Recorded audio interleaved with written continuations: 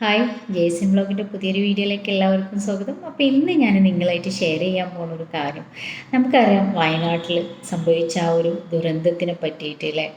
ഇപ്പോഴും നമ്മളൊക്കെ ആ ഒരു ഞെട്ടലിൽ നിന്ന് തിരിച്ചു വന്നിട്ടില്ല എന്ന് തന്നെ പറയാം. നമുക്കറിയാം നമ്മളെ ഈ ഒരു പ്രപഞ്ചം സൃഷ്ടിച്ച ആ ഒരു സൃഷ്ടാവിൻ്റെ കഴിവ് എത്രത്തോളം ഉണ്ട് എന്നുള്ളത്. നമ്മൾ കാണാത്ത ആ ഒരു ശക്തിനെ നമ്മളെല്ലാവരും വിശ്വസിക്കുന്നുണ്ട് എന്നുള്ളതാണ്. എന്നാൽ അത് വിശ്വസിക്കാത്ത പല ആളുകളും ഇന്ന് ഈ ഒരു ലോകത്തുണ്ട് എന്നുള്ളതാണ്. അപ്പം അവരടുത്തൊക്കെ ചിന്തിക്കേണ്ട ഒരു കാര്യം, ഈ ഒരു ഒറ്റ രാത്രി കൊണ്ട്, രാത്രി കിടന്നുറങ്ങുമ്പോൾ പോലും നമ്മൾ ചിന്തിക്കണില്ല ഇങ്ങനൊരു ദുരന്തം ഉണ്ടാവുമോ എന്നുള്ളത്. ആ നാട്ടുകാരൊന്നും ചിന്തിക്കണില്ല. ഒരു പ്രദേശം തന്നെ ഇല്ലാണ്ടായി എന്നുള്ളതാണ്. നേരം വെളുത്ത് എണീക്കുമ്പം ആ ഒരു പ്രദേശം തന്നെ ഇല്ലാണ്ടായി, മൊത്തത്തിൽ ഒലിച്ചു പോയിട്ടുള്ളൊരു അവസ്ഥ വന്നിട്ടുണ്ട് എന്നുള്ളതാണ്. നമ്മളൊരു ബിൽഡിങ് നമ്മൾ പൊളിക്കണം എന്നുണ്ടെങ്കിൽ JCBയും അതിൻ്റെ കുറേ ഉപകരണങ്ങളും കൊണ്ടുവന്ന് എത്ര ടൈം എടുക്കും നമ്മളത് പൊളിച്ച് മാറ്റണം എന്നുണ്ടെങ്കിൽ. അപ്പോൾ നമ്മൾ ആ ഒരു സൃഷ്ടാവിൻ്റെ ഒരു കഴിവിനെയാണ് നമ്മൾ നോക്കേണ്ടത്. ഒരു ഒറ്റ രാത്രി കൊണ്ട്, കുറഞ്ഞ സമയം കൊണ്ടാണ് അതിനെ എന്ത് ചെയ്തിട്ടുള്ളത്, മൊത്തമായിട്ടാണ് നീക്കി കളഞ്ഞിട്ടുള്ളത് എന്നുള്ളതാണ്.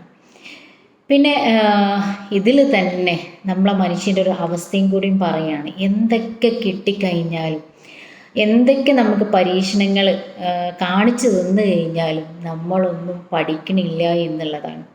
അപ്പോഴും നമ്മൾ ഓരോരുത്തരെ കുറ്റങ്ങൾ പറഞ്ഞുകൊണ്ടും നന്മകളൊന്നും ആരും കാണില്ല എന്നുള്ളതാണ്.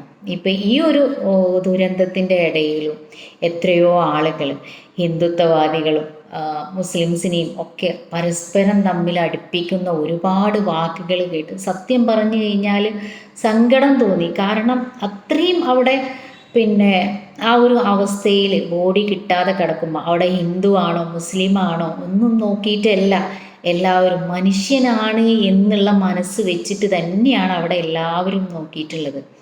അതല്ലാതെ വേറെ ഒന്നും അല്ല എന്നുള്ളതാണ്. അപ്പോൾ ഒരുപാട് ആളുകൾ സോഷ്യൽ മീഡിയയിൽ പല കമൻറ്റുകളും കണ്ടു കഴിഞ്ഞപ്പോൾ വിഷമം തോന്നി സത്യം പറഞ്ഞു കഴിഞ്ഞിട്ടുണ്ടെങ്കിൽ.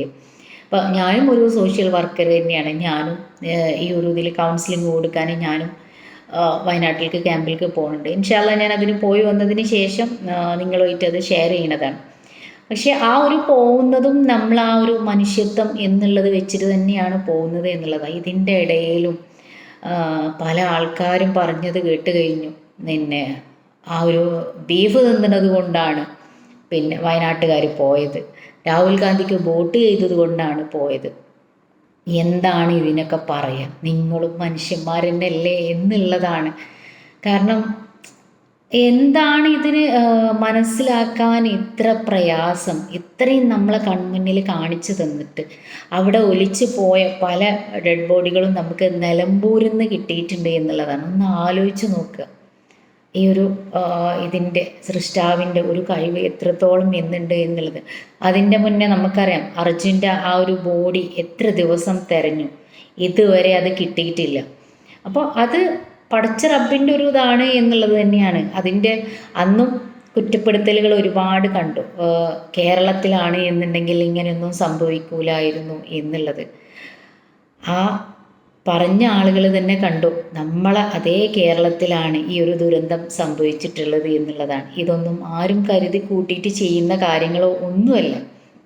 അപ്പോൾ ഇതിന് വേണ്ടിയിട്ട് ഹാർഡ് വർക്ക് ചെയ്ത ഒരുപാട് ആളുകളുണ്ട്. അർജുൻ്റെ കേസിലാണെങ്കിലും നമുക്കറിയാം അത് തിരയാൻ എത്ര ദിവസം എത്ര ആളുകൾ മെനക്കെട്ട് ചെയ്തിട്ടുണ്ട് എന്നുള്ളത്. കിട്ടാത്തത് ആരെ കുറ്റം കൊണ്ടുമല്ല, അത് പടച്ച റബ്ബ് തീരുമാനിച്ചിട്ടില്ല എന്ന് വേണം. ആ ഒരു വിശ്വാസം നമ്മൾക്ക് ഉണ്ടാവണം. നമ്മളൊന്നും മെനക്കെട്ടത് കൊണ്ട് മാത്രമായില്ല, ആ ഒരു പടച്ച റബ്ബിൻ്റെ തീരുമാനം കൂടെ വേണം എന്നുള്ളതാണ്. നമുക്കറിയാം നമ്മൾ അർജുൻ്റെ ബോഡി അവിടെ തന്നെ തിരഞ്ഞിട്ടുണ്ടായിരുന്നു, നമ്മളൊരു വിശ്വാസം ആ ഒരു ലോറിയിൽ ഉണ്ടാവും എന്നുള്ളത്.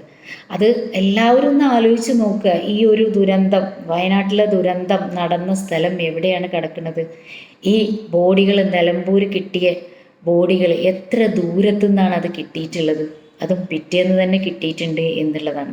അപ്പം ഇതിലൊക്കെ ഒരുപാട് പാഠങ്ങൾ നമ്മളുണ്ട്. ഇനിയെങ്കിലും ഒന്ന് മനസ്സുകളെല്ലാവരും നന്നാക്കാൻ നോക്കുക. നമ്മളൊക്കെ ജനിച്ചിട്ടുണ്ടെങ്കിൽ മരണമുണ്ട്, അതിൻ്റെ ഇടയിലുള്ളൊരു പരീക്ഷണം നമ്മൾ ഈ ഒരു ഭൂമിയിലുള്ള ഒരു പരീക്ഷണമാണ് നമ്മളെ ഈ ഒരു ജീവിതം എന്നുള്ളത്. ഈ പരീക്ഷണത്തിൽ നമ്മൾ വിജയിച്ചു കഴിഞ്ഞാൽ ഞാൻ വിശ്വസിക്കുന്ന ആ ഒരു റബ്ബിൻ്റെ അടുത്ത് സ്വർഗവും നരകവും ഉണ്ട് എന്ന് ഞാൻ വിശ്വസിക്കുന്നുണ്ട്. ഇതിന് ആരും എന്താ പറയുക, എൻ്റെ അടുത്ത് അങ്ങനെയാണ് ഇങ്ങനെയാണ് തർക്കിച്ചു വരാൻ, ഞാൻ എൻ്റെ വിശ്വാസമാണ് ഞാൻ പറയുന്നത്.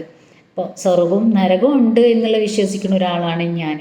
അപ്പോൾ നമ്മൾ മാക്സിമം മറ്റുള്ളവർക്ക് ദോഷം ചെയ്യാതെ നമ്മൾ ചെയ്യുന്ന കാര്യങ്ങൾ, നമ്മളെ കൊണ്ട് പറ്റുന്ന നന്മകൾ മറ്റുള്ളവർക്ക് ചെയ്തു കൊടുക്കുക.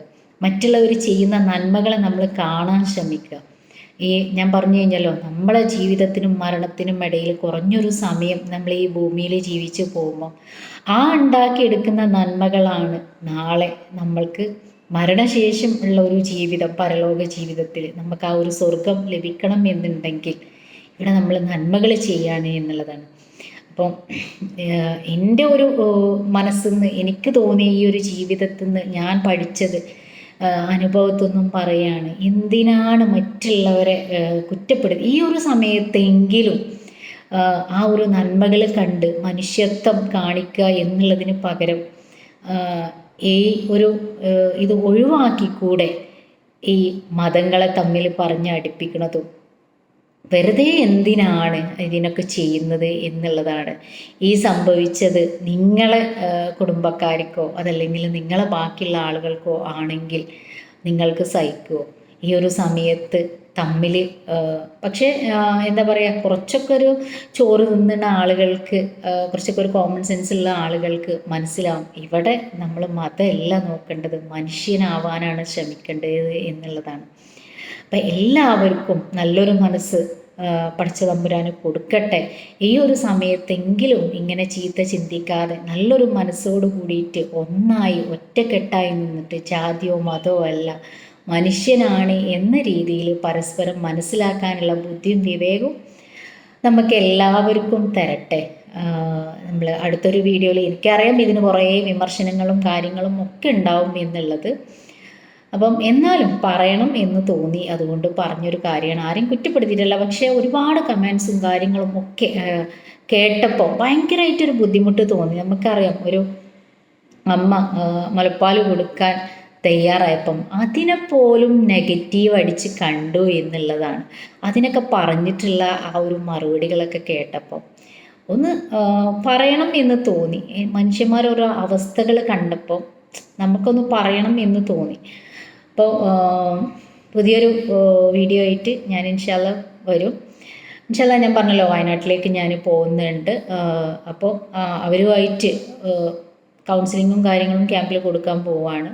അപ്പം അത് അവരെടുത്ത് സംസാരിച്ചിട്ടുള്ള ഒരു എക്സ്പീരിയൻസ് തീർച്ചയായിട്ടും നിങ്ങളടുത്ത് ഞാൻ ഷെയർ ചെയ്യും. അപ്പോൾ എൻ്റെ ഈ ഒരു വീഡിയോ കാര്യങ്ങൾ കിട്ടണം എന്നുണ്ടെങ്കിൽ നിങ്ങൾ ലൈക്ക് ചെയ്യുക, ഷെയർ ചെയ്യുക, അതുപോലെ തന്നെ സബ്സ്ക്രൈബ് ചെയ്യുക, ആ ബെല്ലൈക്കണും കൂടെ ഒന്ന് അമർത്തുക.